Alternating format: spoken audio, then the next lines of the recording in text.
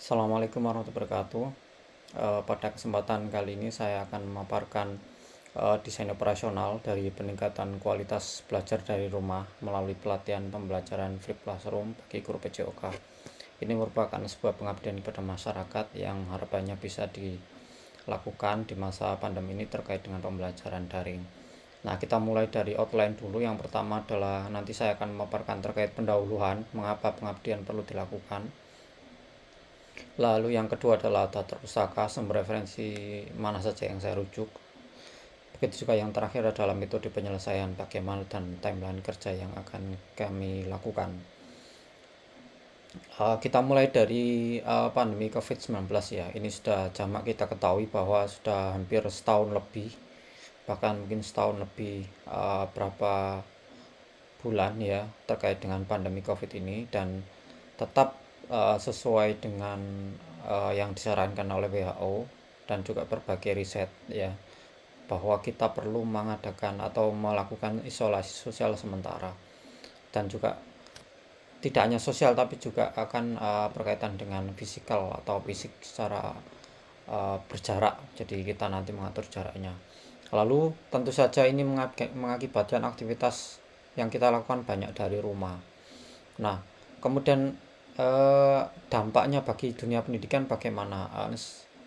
WHO kemudian menyarankan online learning, selanjutnya Kemendikbud menyarankan belajar dari rumah atau learn from home. Nah, ini merupakan tantangan tersendiri bagi guru PJOK karena biasanya para guru sudah jelas mengajarnya di lapangan dengan mayoritas menggunakan peralatan dan menggunakan peningkatan fisik di lapangan.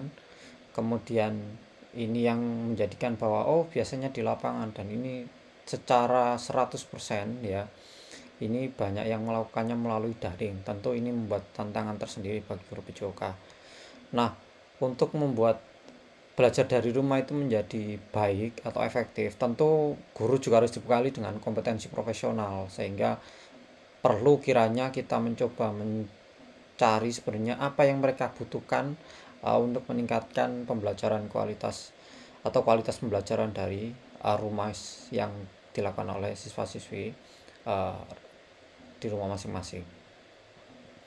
Kita coba melihat hasil analisis kebutuhan yang saya lakukan bersama tim. Jadi ada beberapa pertanyaan. Ini sekitar kita lakukan sekitar 235 guru PJOK, baik yang sudah tersertifikasi maupun sebagian ada yang belum, tapi mayoritas sudah tersertifikasi atau PPG.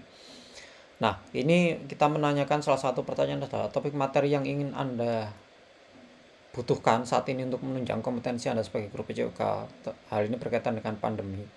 Ya, poin yang paling besar mereka sangat khawatirkan 174, banyak yang memilih model dan strategi pembelajaran jarak jauh. Meskipun disusul oleh bahan ajar pembelajaran, penggunaan platform, tapi yang paling mereka butuhkan adalah bagaimana sih sebenarnya mengemas modelan strategi pembelajaran jarak jauh itu. Nah, itu yang mungkin menjadi masukan bagi para akademisi untuk memberikan sebuah gambaran atau guideline.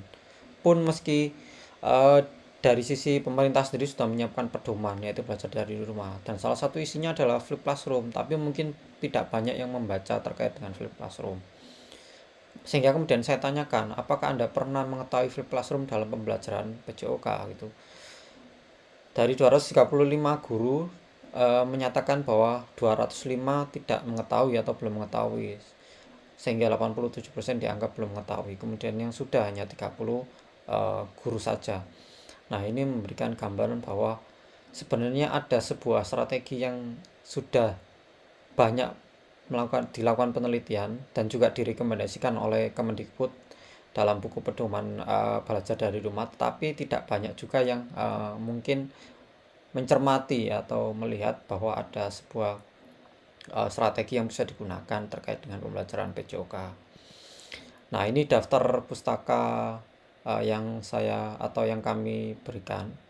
Ada F. Oncel sampai dengan beberapa referensi-referensi yang terkait dengan flip classroom, terutama baik di tingkat perguruan tinggi, di matematik, di ekonomi, semua kita coba jadikan sebagai rujukan agar memperkuat dari hasil penelitian kenapa menjadi flip classroom penting digunakan di dalam masa pandemi ini. Kemudian berkaitan dengan metode pengabdian kepada masyarakat, jadi kita menggunakan rincian subjek guru PJOK SMP sekota Malang dengan total jumlah peserta kurang lebih 40 orang. Ini fluktuatif, bisa jadi lebih bisa tidak, nanti kita akan lihat karena sifatnya online. Lalu rincian peralatan ada webcam, mikrofon, peralatan multimedia ya, dan juga dibantu dengan administrasi seperti printer dan sebagainya. Nah, ini karena berkaitan dengan online, maka kita siapkan peralatan yang sekiranya dibutuhkan untuk semacam pelatihan di dunia maya atau online. Nah, kita mencoba melihat timeline ya. Pada tanggal 26 Juli direncanakan pelatihan ini dilakukan. 26 Juli itu pelatihan hari pertama, kemudian yang kedua adalah pelatihan hari kedua, kemudian untuk terkait dengan pengumpulan data, kita sudah melakukan analisis kebutuhan, kompetensi apa yang dibutuhkan oleh para guru di masa pandemi. Ya, tadi sudah saya paparkan hasil analisis kebutuhannya bahwa memang mayoritas masih terkendala di kebutuhan strategi dan model pembelajaran.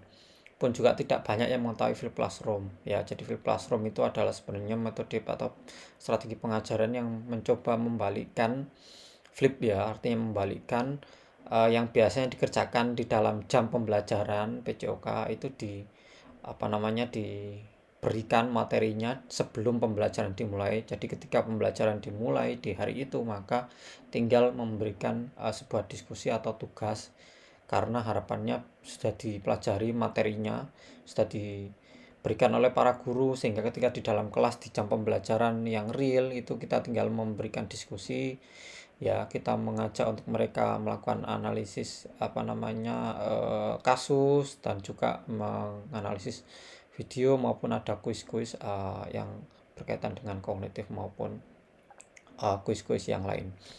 Nah, selanjutnya tanggal 26 di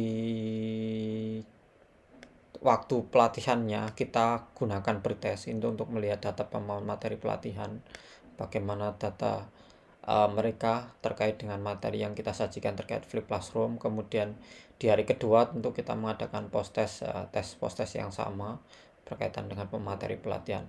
Nah, ini nanti akan memberikan masukan bahwa sejauh mana pelatihan ini bisa memberikan dampak bagi para guru terkait dengan pembelajaran PJOK secara daring, yang tentu harapannya kita berharap meningkatkan kualitas belajar dari rumah para siswa-siswi yang sedang belajar di rumah saat ini.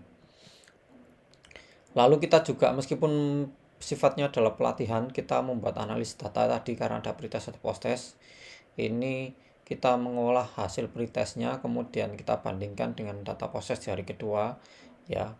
Kita tes atau kita analisis setelah pelatihan selesai tanggal 5 Agustus dan juga tanggal 6 Agustus 2021.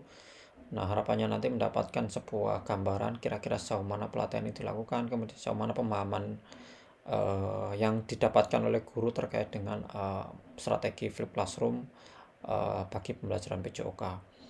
Nah, yang terakhir kita mencoba memaparkan metode pencapaian luaran. Jadi luaran yang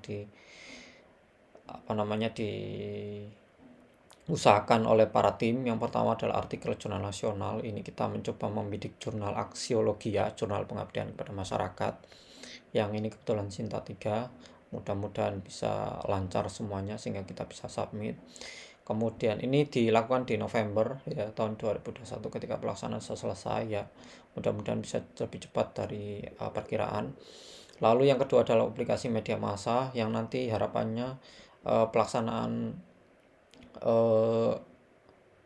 ini mohon maaf ya, bukan November ya, ini nanti Juli persis, mungkin pada hari H atau mungkin satu hari setelahnya kita akan mencoba publish di media massa, yaitu di Kumparan yang sudah biasanya mempublikasikan kegiatan-kegiatan ini sifatnya kegiatan pengabdian masyarakat dosen di UM. Nah, demikian yang kami paparkan, mudah-mudahan menjadi arah dan pedoman bagi kami sehingga pengabdian kami bisa bermanfaat dan sekaligus, bisa efektif dijalankan guna meningkatkan, kompetensi profesional bagi para guru di, masa pandemi ini. Kurang lebihnya mohon maaf, terima kasih. Assalamualaikum warahmatullahi wabarakatuh.